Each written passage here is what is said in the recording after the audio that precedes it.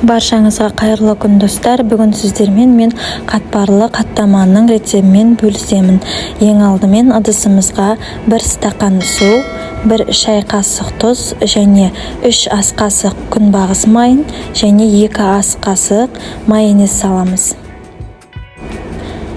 Және 1 жұмыртқаны салып, 1 келкі болғанша жақсылап араластырып аламыз.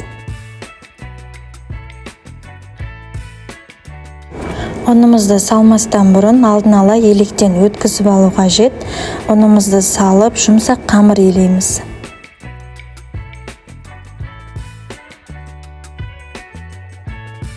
Қамырды илеп дайындап болдым. Енді оны пакетке салып 10 минуттай демалдырып қоямыз. Сол кезде қамырымыз жақсы жайылатын болады. Қамыр демалып болғанша көк пиязымызды турап қоямыз.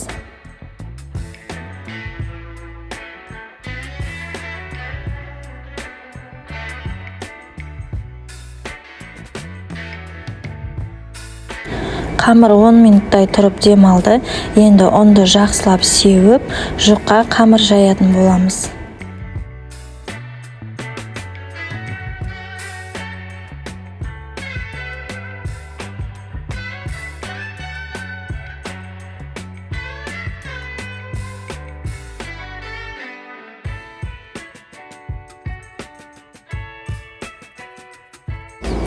Қамырды жайып болдым. Енді алдын ала сары майымызды ерітіп суытып аламыз.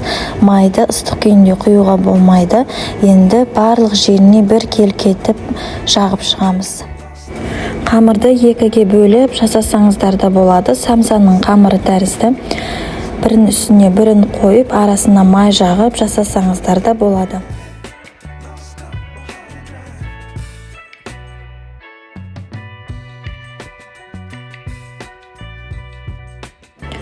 Енді арасына көк пиязымызды сеуіп, 1 келкетіп жайып шығамыз.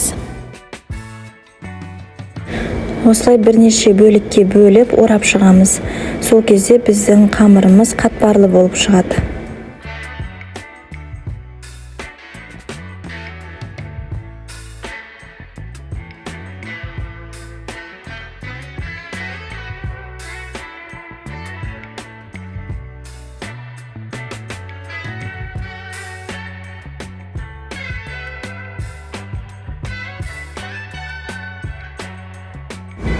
Қамырды үстінен басып дөңгелектеп аламыз.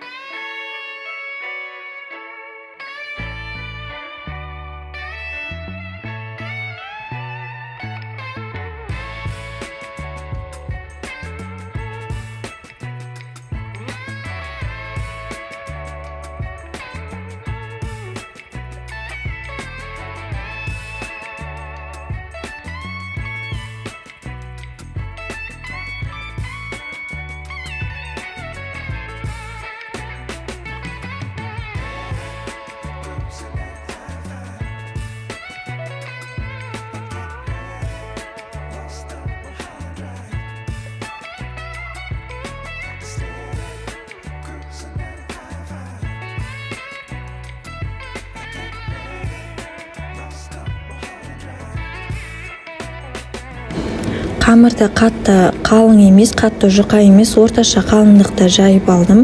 Енді табамызға майды құйып қыздырып аламыз.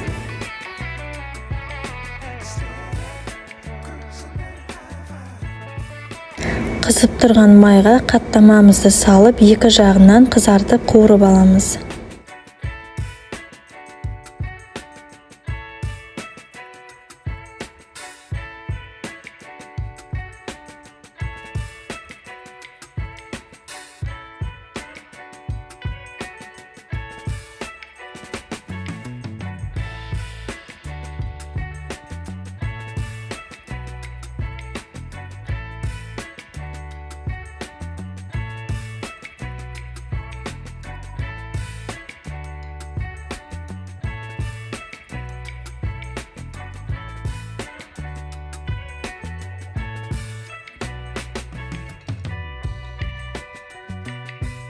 Міне қаттамамыз дайын болды. Өте дәмді, қатпарлы болып шықты.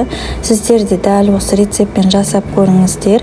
Егер рецепт ұнаса, лайк басып тіркеліп кетіңіздер.